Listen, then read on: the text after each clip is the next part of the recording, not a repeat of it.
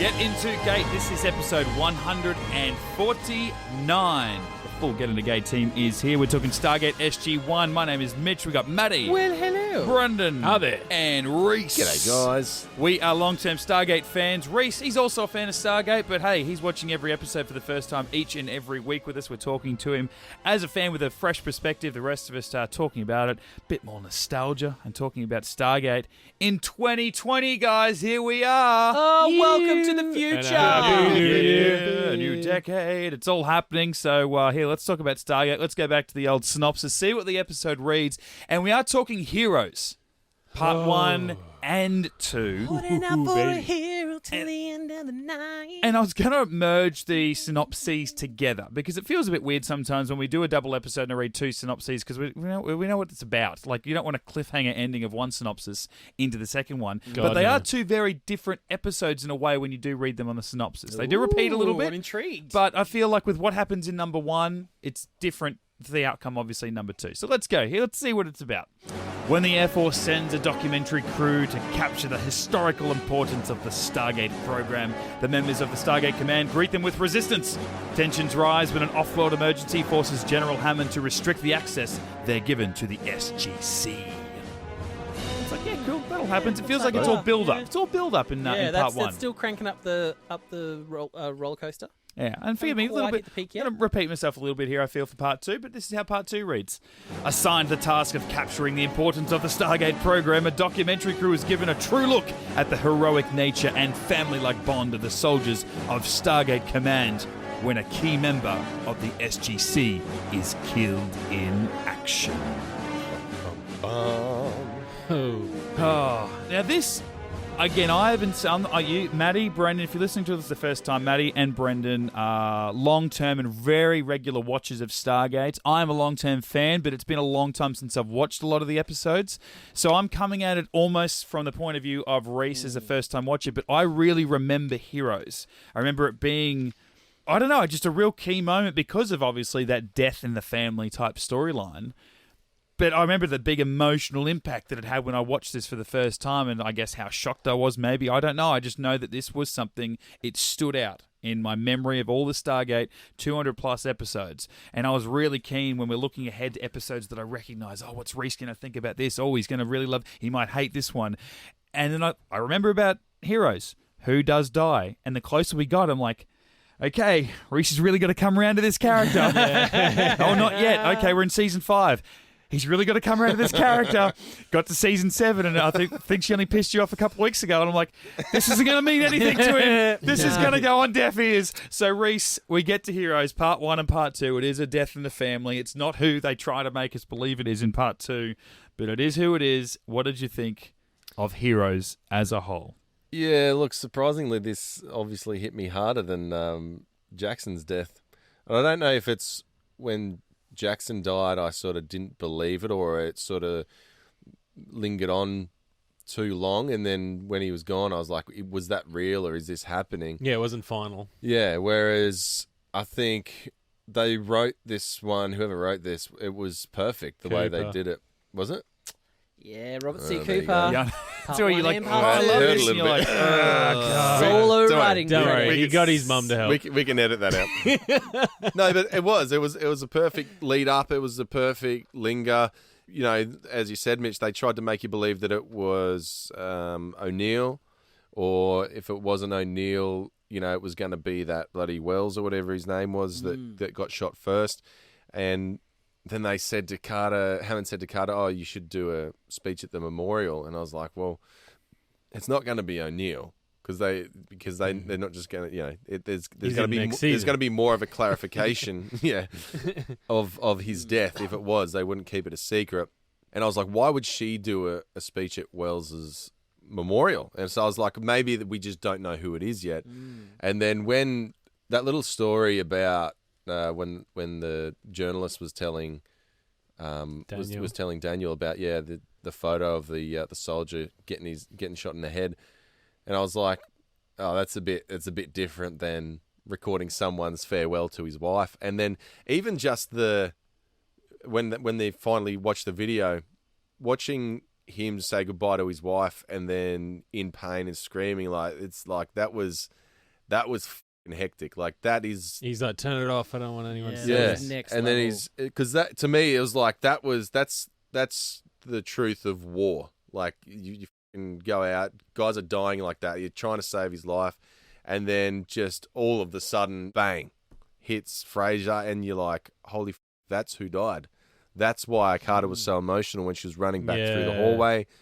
And it was just, I think that So it well done. was such a greater impact because it was so sudden, it was so unexpected. But also, I think the speech from that journalist in the hallway where after Carter ran through emotionally and he's sort of saying, this is why I'm doing what I'm doing. You might think that you're looking after the people by not telling them this shit, but I'm looking after them by, by telling them your story and what you guys are sacrificing. And I think, it all sort of welled up into this moment where you're like, holy, it was out of nowhere. Yeah. She just died. And you can hear her kind of, like her last noises, oh. Yeah. And you're like, really oh, visceral. shit. And then the guy that was, cameraman on the ground, he's like, is she okay? Is she okay? She got hit. And it was like, it was the brutality of war. Yeah. And it was like you were there, and it's just, it was shocking. I think it was the realism, especially something that this show, no, I wouldn't say lacks, but they don't show a lot of. I think the last one was the hardcore war scene that I can remember was when Shara dies, Forever and a Day, and the start of that was a hectic skirmish and a full battle. This is something that we don't see that often. Usually, you'll have, Jack throwing a quip in. Yeah. And what I really appreciated too was they show the Janet and Daniel scene before you know she's dead. Then they cut to Jack later, and it's the same scene over the radio. Yeah. So you can hear what they're saying to each other, and you're like, oh man, this is amazing. And then when you see Janet die in that video, and the journalist and the cameraman and the airman are all sitting there, I think especially the cameraman's reaction was like, and they're all sitting there and it was just silence, and you're like, oh man, goosebumps. Goosebumps. I cry every time, without a doubt. I tear up every single time. And I think they did it well because we don't see too much of Janet outside of her being in the medical center there, in the infirmary, apart from, the odd Cassandra thing, but they really made an effort to show, when they interviewed her, she's a human, and exactly what she's like. And then afterwards he's like, oh, let's go grab lunch in the cafeteria. And she's like, yeah, sure, like, that's something that I do because I'm just a normal woman, So she was the only one that was nice to him. Yeah. As well. Yeah. It added that humanity to it. And then, I think it just, everything worked. And then, the lead up to it, just the brutal ending of her life.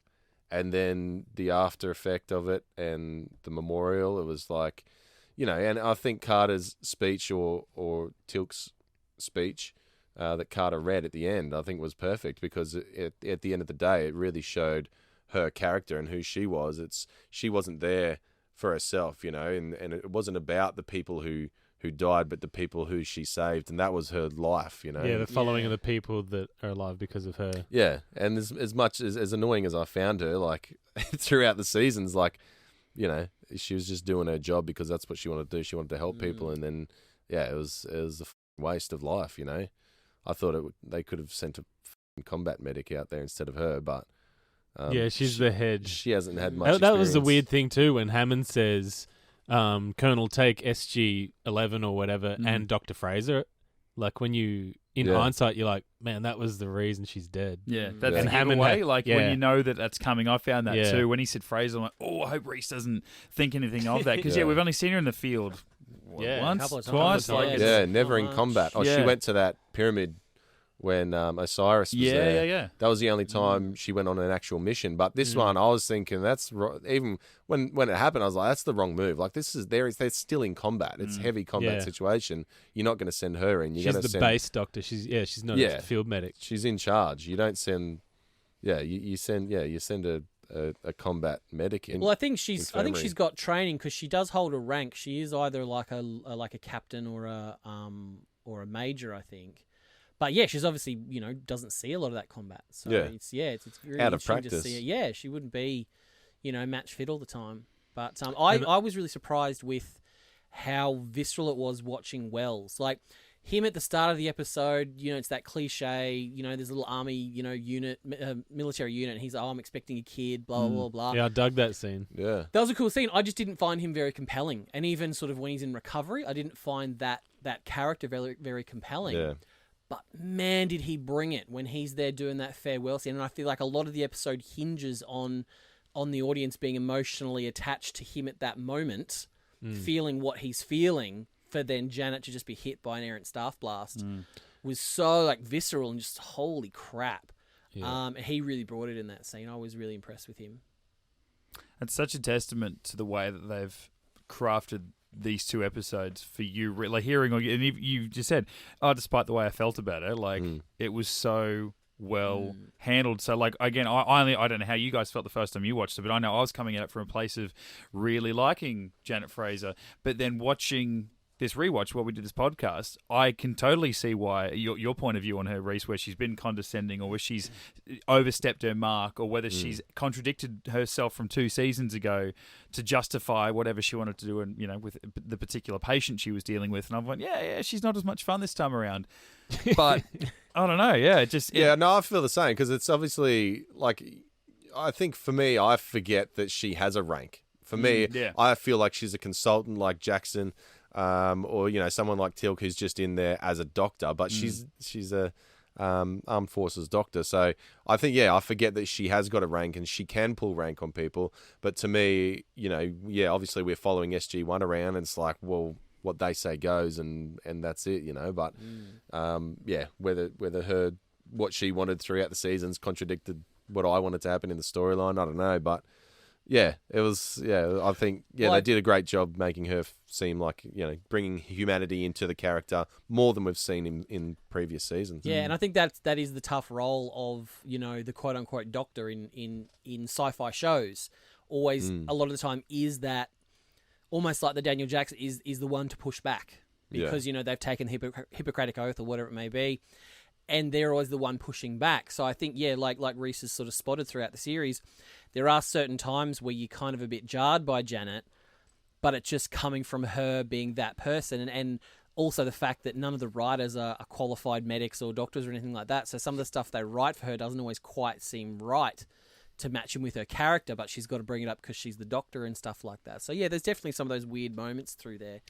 Yeah, for some reason I thought, I've usually felt the same way as Rhys did, that she was a little bit annoying. But for some reason, I thought that she came around a bit in this season, but nope, here it is. She's dead. I've always loved Janet. I've always really, really liked Dr. Fraser. So the first time I saw this hit me like a freight train. It was just like, God damn. Oh, it was unexpected, like completely unexpected. Yeah. Nothing up to it, and that's what I mean. Like that's the brutality of her death. With Jackson, you sort of warmed up to it because he was dying, and then boom, ascended. And you're like, okay, so that's you sort of had a chance to get ready for it, but and it was a mystical death too. Like he turned into a big glowy light bulb. Yeah, is he gone? Is he not gone? Should I be sad? Am I not? Like, is he gonna be back? And also, there's the red herring that you think it's O'Neill. Yeah, that's the whole time. But then I remember they had that new armor that they put in O'Neill's vest. That's right. And then it was sort of when the reveal happened, it was Janet that died. Holy shit. Like, and that was, like I say, there was a defining moment where it's just like alive, helping him, boom, dead. Yeah. This came out in 2004, and it during Comic-Con in 2008, so that's after the show had wrapped. Amanda Tapping, Chris Judge, Michael Shanks, and Martin Wood, who's one of the recurring directors, all said that they think this is the best episode of the series. It's the best episode. They reckon entire series of the entire series. It's the best thing we've ever done. It's definitely the best acting in the series. I think that's what they're most sure, proud of is the message and the execution. I think it's hard to sort of have a fun light podcast about it because it's. And you could don't worry, we're getting to the jokes. And I guess, like you said, it's sending a message. Like it could have been, and they do it a lot these days, and whether it be shows or movies or whatever, depending on what's going on in the world, and they just make a message, and it's just here's good or bad. It's a propaganda type thing, and that's what this. You could look at it and go, "That's what it is," but it's completely within the context of the show. Yeah. It's not going, the military are amazing. It's like these guys are great. They're in secret. And it's kind of weird the way you look at it, especially in the first episode, where so much of what they do does look very mundane. You know, like they talk to Jackson, and he's just like obsessed with, what does this scripture say? You know, and then Carter's like, he's science and stuff. And it's Walter. like Walter that might be the best 2 minutes of Stargate ever. Like that was so good. When that finally happened, I'm like, pay attention to every second here, because I just remember and that's pretty much my job. Like I've not seen this episode for 15 years, and I was like, that's pretty much it. Of course, I'm joking. Nobody would play video games on shift. And that's what I love about this episode is it's such a gut punch because it's got everything. You've got, you know, all the fun. It's very lighthearted at the start as Bregman's trying to get around interviewing people. I mean, Teal'c just giving him nothing. Yeah. Brilliant. Like, there's so much fun stuff. And the classic GIF, indeed. Yeah. I'm like, this is the GIF scene. Yeah. And then, you know, it's slowly... And then we have, like, the big action, you know, sort of the end of the first episode, beginning in the second. You know, Bregman's in the editing suite going, talking heads, boring. Where's the action? Cut to one of the most like epic battle scenes they've ever done. That's my maybe the favourite greatest. shot. That is definitely my favourite shot when O'Neill gets hit and the mid-range bomber comes over and you get the shadow. Slow-motion. And they actually had the big cardboard or shade thing come over. Put the shadow Unreal. across, which is so good. Which is like practical effect. Yeah. And then they had the mid-range bomber coming so over. cool. All So the it's like- explosions and O'Neill's down. You're like, slow-mo. It had everything. Yeah, so like you get your laughs at the start, you get your talky, you get your bangy, and then at the end, you just get Can we this... drop that phrase? And then at the end, you just get this emotional gut punch. teary-teary. The teary. So it's got everything. It's got everything. Everything you need for a jerky. And without knowing how they promoted this episode, because I imagine it being part 1 and part 2, it was separated airing-wise over the course of 7 days, right? On a very special episode of Stargate SG-1. So without knowing how they promote it between weeks, because it's not like episode 1 starts with Heroes Part 1, just as Heroes. And then you get that to be continued at the end. And I love the way that it ended too, where like Sam is blaming herself, Daniel's blaming himself, and then Jack's like, he's not telling them they're wrong. He goes, none of that matters now. And they're on a mission to go save some people. They know they got a lot of shit to deal with. Bang, to be continued. But without knowing how they promote it, I still don't feel like this is a cop-out where you go into it, reading that synopsis, going a key member of the... It says SGC. It's not like SG-1 or anything like that. So, of course, it's not there written. It's going to be one of the main 4. So it's just not just the Doctor, but it's not even like Fraser's in every episode. She might be in 16 of the 22 episodes every season at best or something, right? Yeah. It still doesn't feel like a cop-out where we've got a big death, but it's not any of your main favourite characters. It's like if it was Wells, or if it had been like Adam Baldwin's character, you'd be like, oh, okay. Sergeant Yeah, whatever. Siler. Like you got the main 4, you got Hammond, you got Braytac or something like that. Like that would have been like, holy shit, this is one of our main people. Even a Walter or something. If it would have been Walter instead of Fraser, but the fact that it was Fraser, I still didn't go, oh, sure, you killed someone, but you just couldn't do it, could you? Yeah, you know, you couldn't do it threatened big to enough. do it, It's but like, you pulled No, out. Yeah, you got someone big enough. I think it Yeah. feels. Yeah, so they were marketing it a lot, being that part 2 was the 150th episode. They were marking it towards that. But also, apparently, according to the commentaries, her death did kind of get leaked a little bit on the internet. So it was spoiled for a lot of people for the initial view, which I'm glad it wasn't me. I didn't. And it should have been us at that time, and on TV in the world, it would have hit us 3, 4, 5 months after it premiered in the States. Yeah. So, Yeah, spoiled for me on Twitter like about 4 or 5 days ago. Oh, way. you're kidding. Yeah, this is something like they were talking about bringing Stargate back, and then Terrell Rothery no tweeted. way. And she No goes, way. Can Fraser come back to life and join Oh, this? no way. So I knew she died, but I didn't know which episode when it Yeah. was. Yeah. Like, yeah, I've so been it worried still had about the, that. Like, still had the impact. That sucks for Yeah. how long have we been doing this? 3.5 years? Yeah. And you get spoiled 4 days away. Yeah. yeah. That's so shit. And you Oh, kind geez, of if we hadn't taken those couple of weeks off, we would have been bloody safe. Well, see, I didn't know. It might have been season 9, 10. Yeah. You know, like, because Yeah, for all that's you right. knew watching this, it's like she's back in the field. It might become a regular thing. So you're That's like right. subconsciously, you're like, oh, okay, it's not going to be weird when she goes back out next time. Because I didn't know when it was. Like Yeah. I was watching as like someone's dead. I didn't go, oh, this is must be when. It was sort of because it was so sudden. It's like, oh, Jesus.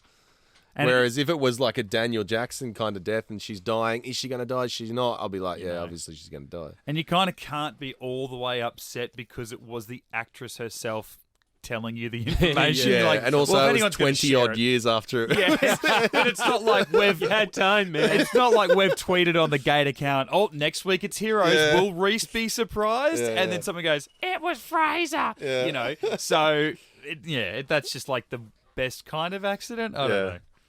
No, it was all good because it didn't make a difference to me because the impact was still there and it was still, as devastating as it could be for a character that you didn't really like in the earlier seasons. Again, watching part one, it feels like it could be a politics type episode where it's just people talking about stuff that's happened. Like this guy's interviewing them. Hey, this is your character. It's like they're going, hey, this is our mid-season pickup and we're trying to get new viewers. So, hey, this guy, you're the warrior that defied your gods. And, hey, Carter, you're the smartest person and the defining expert on all things Stargate. And they're telling us, we know these people, but they're telling us who these people are. And then they're trying to get all this information. And even the guy, the character himself says, this is boring. No one's giving me anything. And it's like, yeah, we aren't seeing any cool action, except with SG, we later find out to be 13, someone else we've never heard of, with the Baldwin brother that's never been introduced before. So it very could have easily fallen into a trap of, that was all in part one. Why do we give a shit? Why do we want to come back next week? Why do we care? Well, that was the thing, man. When I was watching it, I was like, oh, okay, this is going to be an episode where they go through and, another one of these things, how they're, it's a bit of a comedic thing, but it's, a bit of a nothing episode. And then I'm watching it going, okay, no one's giving them anything in the interviews. Like, literally, no one's saying anything. So what is this all about? Like, it's really a nothing episode. There's got to be more to it. So, yeah, for me, I didn't really understand episode 1. I didn't really like it. But then, and started episode 2, I think it was up until they really got into it and the battle scene. And like, I like the start where SG-13 were going on, and then they had their archaeologist guy looking around and all that sort of stuff. But up until that battle scene when he got shot in the back, I was like, okay, this is a bit more storyline rather than just dragging on about, this cameraman trying to interview, not getting anything, trying to interview someone else, not getting anything. So for me, it dragged out a little bit in the first part. But yeah, the second episode was awesome. And funnily enough, that was actually going to be the original episode. So originally it was written as a single-parter. And it was, ironically, it was supposed to be a quick, easy bottle episode, second unit to save money. Right. So it was just going to be the camera crew doing the interviews and stuff like that. And it was supposed to be quite a funny episode and just a quick and easy, money saver so they could put it all towards the end of season. And then I think they kind of realized, we've got 150th next week, let's do something for that. And then kind of expanded and added in the SG-13 and then the battle scene and Right. And apparently they were very, very divided in the writers' room about killing Janet. There were some writers who were just like, "No, don't do it. You're an idiot. You're an idiot. Don't do it. Don't do it." No, it was great. I think so. They were very split on it. I think it was really good. Well, I think the thing that got it over the line is Robert Cooper was like, "I'm doing it." But B, at this, I don't care. I don't like Terrell anymore. Well, no, at this point, I asked her to have dinner with me at the cafeteria. She said no. At this point, they thought season 7 was going to be the final season. So they're like, oh, look, there's only like 4 or 5 episodes left of the season. Yeah. We can do those without Terrell, and that's fine. This will be a really good emotional kind of thing. Next minute, they go on for like another 3 years after this, plus 2 spin-offs. And poor Terrell, not getting any more work. Out of work. Yeah. But those cons, whew. God, yeah. Yeah, I mean, it was good in the sense for the show, not that Terrell was out of work. That sucks for her. Yeah. And it adds that extra level of, circumstance where you just go, oh, okay, if they're going to kill her off, someone else could die. Like they're not pulling the punches. Like anyone's fair game. Who was that journalist? I feel like I've seen him somewhere. Yeah, he's been in heaps. Warehouse 13, I think he's done recently. Is another sci-fi show. No, he's been in a few movies. I didn't look him up. Yeah. You got a phone there? Have you got, he's good. Got Google or IMDb? I don't Google things, mate. Do you IMDb things I just at all? ask people. No. That's your job, no. mate. But I did love obviously he was a great actor. A lot of Yeah. that was ad lib. Like he even stumbled over some of his words and they kept it in. Like it was it was very if he didn't have such a strong presence, it wouldn't have been such a good. Yeah. yeah. He episode, carried I it for a long guest. while throughout Yeah. that first. Apparently, episode. the wedding ring thing was improvised as well. That was his actual wedding ring yeah right. that he'd forgotten to take off before they started filming. And Terrell was the one that, because it was like, oh, you hitting on me, blah blah. What is yeah. that was Terrell just throwing that in the moment, and they just kind of riffed and just did that, and they went, oh fuck, we're keeping that. Yeah, he was good. There was a scene with Hammond in his office, and or a couple of them, when he sort of went in thinking he's got authority, and Hammond just put him in his place. Yeah. And they did a whole back and forth, and I love it when Hammond sort of shows a bit of grunt. He's like, nah, like this is I'm gonna follow my orders to the letter. And that's it. And then old mate comes in to grab his phone, and he's like, Because that was such a good throwback to when he first said that, and he's like, the guy's like, "You're gonna follow this to the letter," and Hammond's like, "Yeah, I'll follow it to the letter, you spastic." And then at the end, he goes, "Oh, he goes, you're gonna follow the orders?" He goes, "Yeah, to the letter," and it To the says letter, that well, it I says actually here. have the call on what's an important issue that you can't film. So, I mean, Yeah. if you want me to follow this, then I've got to disappoint you now, don't I? And I'm like, And "Yeah, then I loved give it to him, George." I loved it at the end when he's like, oh, after he's watched it, and he's like, oh, look, I'm a big enough man to admit when I'm wrong, stands up, shakes his hand. yeah, And then the part that always gets me with Hammond is when he says, look, I have to write a lot of letters to the next of kin, and I can't tell them a lot. And I always want there to be something more. And he says, this is something more. And even Hammond gets a little bit choked up in that. He's like, this is something more. I'm like, oh. yeah. Well, them two were having it off behind the scenes, weren't they? Him and Fraser, Hammond and Fraser, off in the cafeteria at night. Self-destruct's on. God, yeah. And I guess at least the family of this particular, or at least the most immediate family, being Cassandra, can actually find out what happened to her rather than going, training accident, whoops. Yeah. Cassandra's like, hey, man, you know what's going on out there. She totally got killed in action. Yeah. Apparently, a lot of the fans were like, why wasn't Cassandra at the memorial? Because we At the don't like Stargate her. Command? Well, apparently, She doesn't have access. apparently Terrell herself has kind of like given it its own little sort of in-head canon. She goes, well, the actress was unavailable, that's why. But she goes, what sort of Terrell's sort of reconciled in her head is that it was kind of like a silent protest. Like Cassandra was so pissed about the secrecy of the SGC and that Janet's dead. That was like her little silent protest, was just to not show up to Janet's memorial at the SGC. And I was like, Terrible. Good. That's good. hardcore. I was just thinking, just talking about Hammond before and Janet in the closet. I couldn't help but think last week in Death Knell when the Alpha site exploded and they went through, and then and Jack's like, oh, they set the self-destruct. I just couldn't help but think Jack dials back and he's like, General, the Alpha site is no longer. And he's like, what happened? They set the self-destruct. It's gone. He's like, oh, that's hard. No, I reckon like in That colonel died by a self-destruct? Oh, my God. Oh, my God. That's the way to go. I reckon That no, is like, never get to so do anything sexy. cool. I reckon an hour earlier, Hammond's sitting at his desk, and he just get like his balls just start tingling. He's like, "Oh, what?" And that was the moment. The force is strong. Somewhere around the world, around the galaxy, a self-destruct someone's went setting a off. self-destruct. And he could sense it. He could sense the self-destruct. That idiot, he's supposed to switch it off in 1 second. He knew. He just knew. Every time we're talking about the memorial scene, everyone's dressed up in their bloody uniforms and their suit and ties. Every time I see Daniel without a uniform, I always go, "Oh yeah, he's a consultant.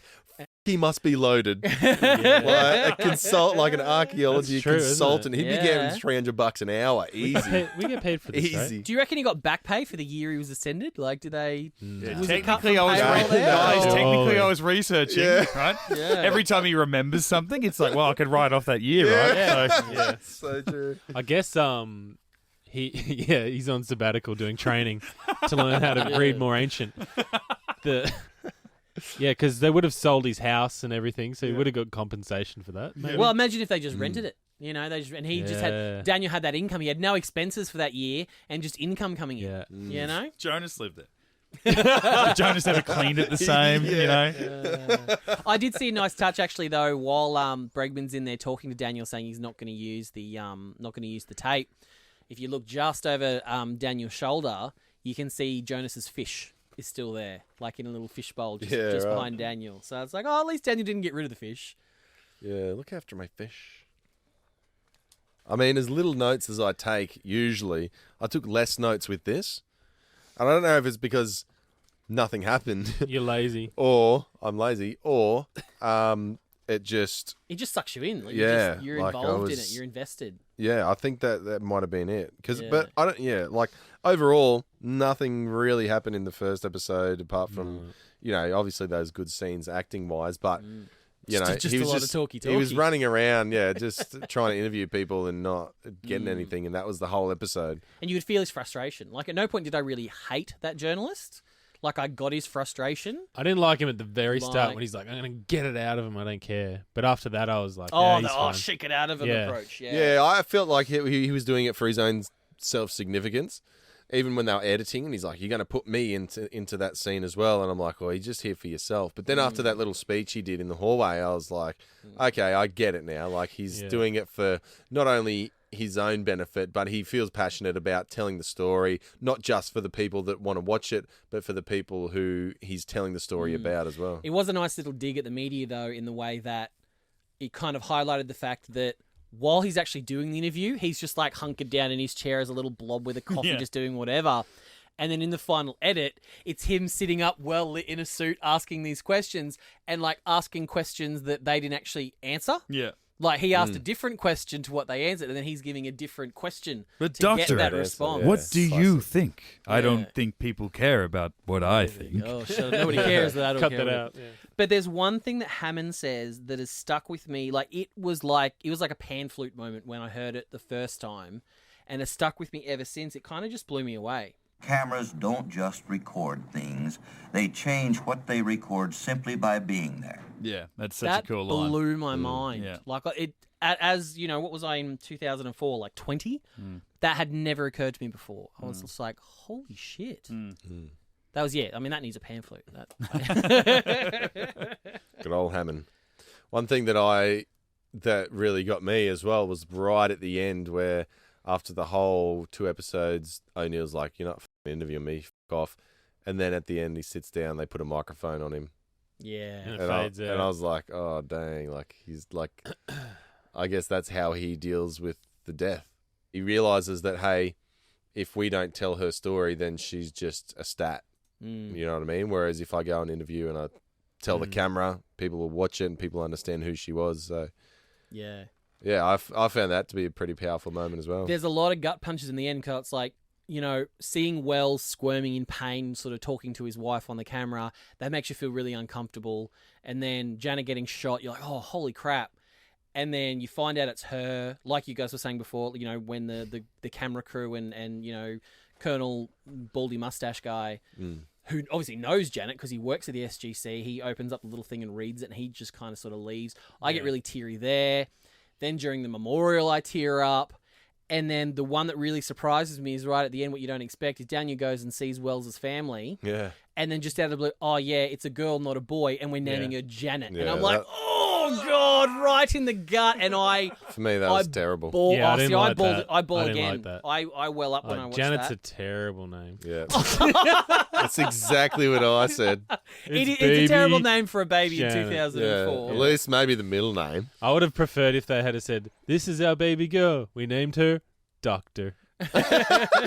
What? We named her after our favourite TV show, Frasier.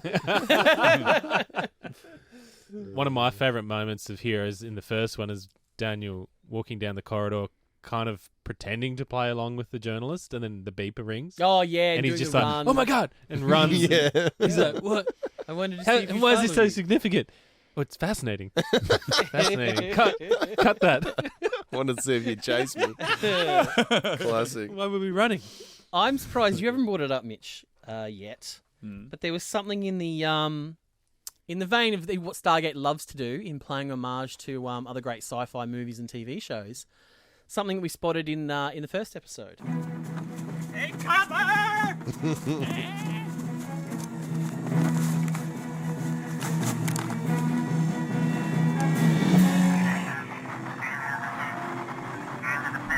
Sir, I am fluent in 6 million forms of communication. This signal is not used by the Alliance. It could be an Imperial code. Colonel, now!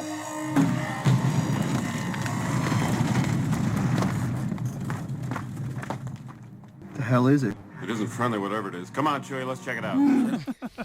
Like, that little probe thing was a total rip-off from the Battle of Hoth. The Hoth one, yeah. The Hoth, Yeah, the little probe thing. Like, it looked at that little dome, the legs underneath. I was all about it. Yeah. Loved it. I love when they do stuff like that. I like the where Carter said, "Oh, when it found SG-13, it sent off a telecommunication ping or whatever." Yeah. I was like that. Literally at that moment, I was like, "Oh shit, that's definitely something that could have happened." Yeah, I mean, like that was fucking epic. That's how they found him. That's what was weird too, because they're like, yeah, you can keep going on that planet even though you destroyed their map. It's like, you don't know what that thing was. Like, why would you? Like Hammond said, it's fine to go back and get, take SG-13 and have a If look there's at any the trouble, ruins. come straight back. Yeah, and it was obviously far away from the gate, but it's like, hang on, let's check the probe first, and then you can go back later. Yeah, I found the urgency when Hammond goes, "There's been a telecommunications device set off. Get back here as soon as possible." And he's like, 15 minutes. I'm like, I feel like your urgency, isn't urgent enough because, that's been a while since that telecommunications thing would have gone off and told someone about it. The entire time. You should have gone, "Oh shit, that they've been on their way here for that long. Oi, pack up your shit. I don't care what you're doing. We're getting out of here now." He's like, "Hey guys, pack up. We're going back now." Okay, here we go. Boom, shot in the back. Yeah. Yeah. They definitely should have just gotten out of there ASAP. Yeah. Was that Jane from Firefly? Yeah, that's Adam Baldwin, yeah. And then another addition to the Stargate Legacy, a returning character we see quite a bit, is Woolsey. Yeah. The IOA guy. Son of a bitch. Boom! Jesus Christ. That was loud. There's my Robert Picardo action figure. That's one. Yeah. Doctor. EMH. Robert Picardo, the EMH Why is his from arm Voyager. gone backwards? Oh, he's got his hands behind his back. There he is. Because he's a hologram. Yep, he's a hologram. Right. Boom. If he was a hologram, you'd think he would have hologrammed himself some hair. But yeah, I love me Take that, Star Trek fans. I love me some Robert Picardo, but man, do I fucking hate Woolsey. Yeah, I hate absolutely hate Woolsey. And you they, meant to. Well, see, I feel like later on they try and make you like him, but I still, to this day, I hate Woolsey. He's that new bloody the guy that got sucked out of the Prometheus. Sort of, yeah. Colonel Dickhead. Yeah. Colonel Dickhead. This guy's a civilian Colonel Q. though, so whereas that other guy was a colonel. Yeah. This guy's a civilian. He's like a lawyer. He put. I didn't like that he put Hammond in his place either. Like Hammond, I wanted Hammond to have the last word, but he's like, "Oh, if you tell anyone about this, I'll lock you up forever." And Hammond's like, Which is weird. So didn't Carter say that Woolsey was fired from his last position and then took up a position in the NID? Yeah. "Yeah, he's working for Kinsey." And like As like a lawyer he or sent some something. funds through or whatever, and he got fired. Yeah. So I think Right. the This is dodgy. the implication is then that Kinsey went, "Oh, okay, well I'll give you a job in the NID." You're willing to do whatever it takes. And then now he's the head of he's the IOA chairman, and the IOA becomes a big thing for the next few seasons of Stargate. Here they call it the Intelligence Oversight Committee, but I always thought it was the International Oversight Committee. Now that we're kind of working with, now that we're working with other countries and other countries know about the Stargate program, I always thought it was international, but here it's Intelligence Oversight Committee, and they basically they oversee the SGC. So they're kind of, that's why you can put Hammond in his place. I loved the Tilk interview with him, but it's just like, "You will tell me." Well, no, I'm not. That was good. What am I going to do? That was so good. And then I guess it's a little bit long, but we can play a little bit of it if you like. Something I just thought of you three guys during this whole sort of long walk and talk. I've entitled it Fatherhood. All night screaming, projectile vomiting, nuclear diapers. You have no idea. The reason they make them so damn cute is you don't suffocate them in their sleep. Sir, you have 4 kids. Yeah, why do you think I enjoy my job so much? Don't get me wrong, I love little buggers to death. But trust me, having 4 kids makes going through a Stargate and facing off against alien bad guys look like nothing. This is relaxing. And why'd you have 4? Well, 1's pretty bad. But you figure, you gotta have 2 So the little guy can have a brother or sister, right? Then you have 2 boys. The wife says she wants a girl, so you figure, hell, 3 can't be much worse than 2, right? What you don't realize is your brain is fried because you haven't slept. After 3, 4 is no big deal. So deep in, nothing seems to matter anymore. It's chaos. You just try to make it through each day alive.